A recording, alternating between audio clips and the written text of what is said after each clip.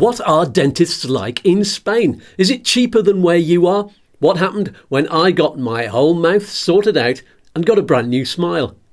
Stick around and I'll answer all of your questions and more.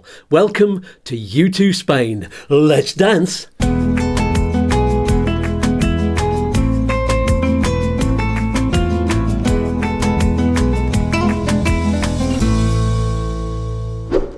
Hi, I'm Skatz and this is the first of two videos all about dental treatment in Spain.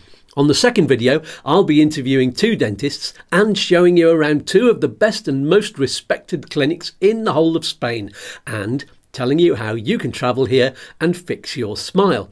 But first, let me tell you about my experience of getting my teeth completely fixed in the clinic in Malaga City. And I'm going to do that by showing you an interview they did with me once I'd finished my treatment.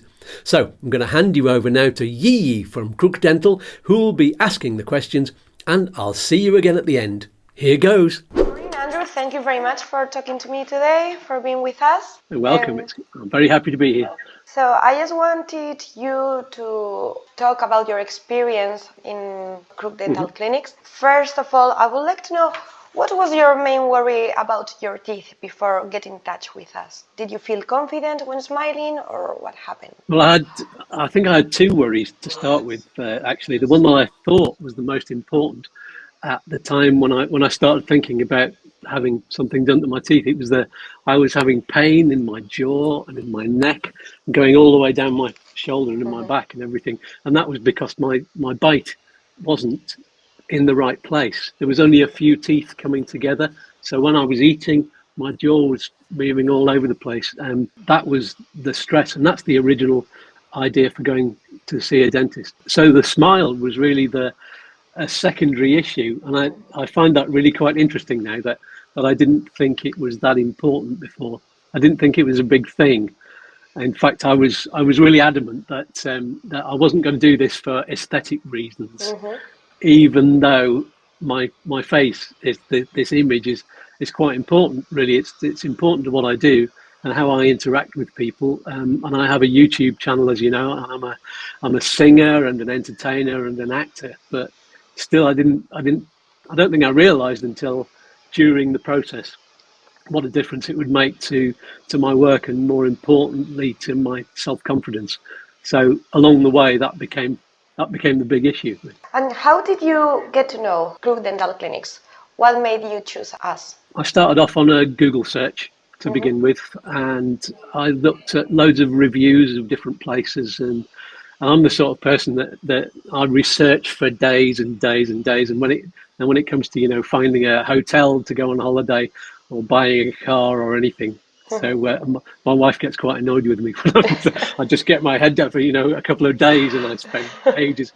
So I'm used to sort of reading between the lines. When you get good reviews and bad reviews, sometimes you think, well, maybe the good reviews have been written by the company and the bad reviews have just been written because of one silly thing that went on or miscommunication. So I'm used to judging what's a real complaint and what's a real positive review. So I was looking for a dentist that I could trust, really, because I've not really had good experiences in the past, which is one of the reasons my teeth was in such a mess to start with. Really. That is what happens to many people, that they don't trust dentists because of their experiences in the past. What would you say would be a factor to make you think you can trust us? What was that thing that made you think, look, these people are different? It all happened through the first contact, and I could tell that there was a lot of detail being gone into, and there was a sort of an honesty about the whole process. It just sounded like the right place. The communication was really good, and I like good communication. I mean, it's part of my job. So that's what made me organise the consultation to see if I was right. And that proved that I was. What can you tell us about your treatment? How long did it last? How was the surgery? Because it involved surgery. Yes, it did. I found out that I needed a lot of work done. I think I knew that's what was going to happen. First of all, there was that first consultation, and Virginia, my contact, made me feel really, really welcome, and explained everything really well, gave me the confidence I was doing the right thing. that it would work out, and that's when we started talking about my new smile. That's when I started thinking about it a bit more and looking at the pictures of me beforehand and realizing I was hiding my smile. And when I opened my mouth, I was smiling like this instead of showing my teeth. Yeah. And on my, if you look at my YouTube thumbnails before and after, you can't really see my teeth on the earlier ones, because when I posed, I'd pull, when I opened my mouth, I'd go, an expression like that. Yeah. I'd hide the teeth behind the gums. So obviously it came to the main consultation, and I got to meet Felix, and also I was drawn in by all of this high-tech equipment because I'm a bit of a techie. And Felix was really good, because he, you know how you see the adverts on the internet about how you can get with loads of other companies that say, get the treatment in 24 hours and have a full new set of lovely shiny implants. And they show you, 4 or 6 implants and then a full set of teeth on that. That's kind of what I thought was going to happen. And Felix explained very patiently that it's best to keep as many of your original teeth as possible and work with what you've got.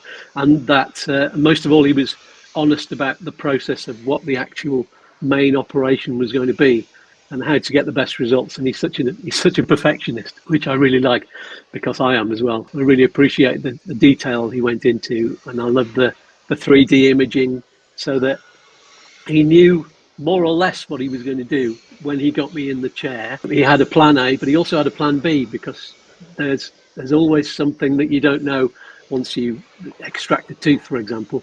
You don't know exactly what might be underneath there. There's some things that you just can't check even with 3D imaging. So you felt like everything was under control. Plan A, plan B, just in case. And with the technology, everything was very... Even if there needed to be a plan C, I felt confident that he could change the plan and come up with the right way to do it. So yeah. So I want to focus on the technology, because obviously there are not many people who know that there are some practices who that don't have a 3D scan, or the kind of technology we have. Did you know this? Did you know that there's a huge difference between some practices and the others? I learned that over the first consultation and the first time I saw Felix, really. Yeah, when I saw it all happening. I mean, you can talk to somebody about it, but until you see it all in action, you might not get how good it is, and how you can turn the image around on the screen.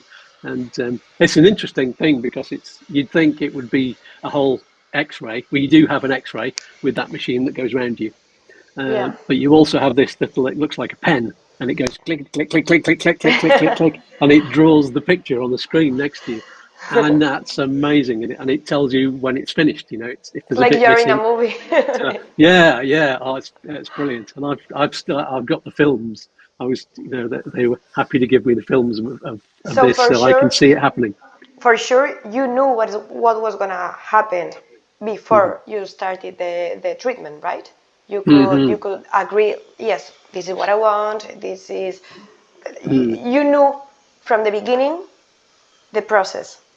Yeah, absolutely. And I knew there were going to be some complicated things, like I had to have a sinus lift, because I think, can't remember which side it was, I think it was this one.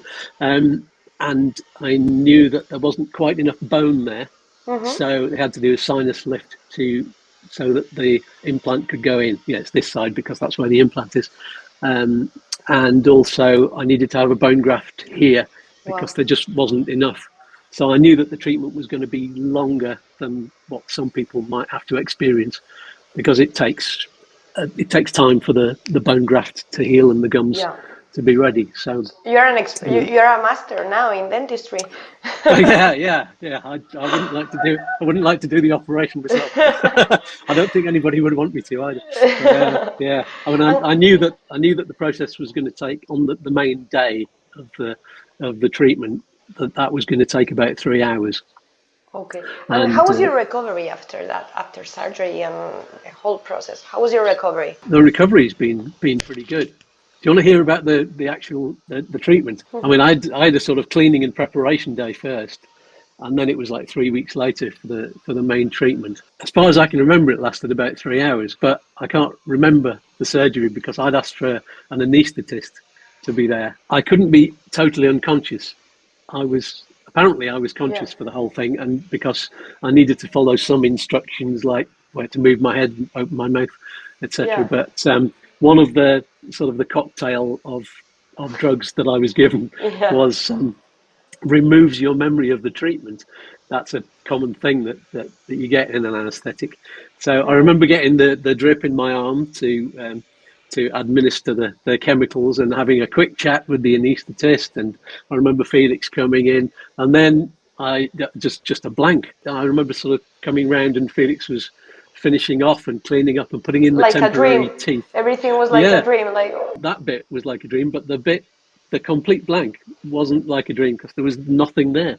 It's literally a blank in my memory, which is a weird feeling. And also I'd arranged with Virginia to be there, and because my wife wanted a phone call to say he's okay and can we speak to him. So I spoke to her, that was quite a funny phone call because I was still like this, still felt completely off my face. I had a chauffeur actually on the day as well. All part of the service, which was brilliant. So that was the main day, and I've had a few processes after that too. And the aftercare was fine. The practice got in touch with you, gave you instructions for the following days. The recovery, I would say, took a few days because I mean, there's going to be some kind of pain and discomfort after you've had such a lot done, especially with drilling through to get to the sinus and removing teeth and the bone graft, which it's all surgery. You've been a great patient as well because you've been following all the instructions and you've been taking care of your mouth and your teeth.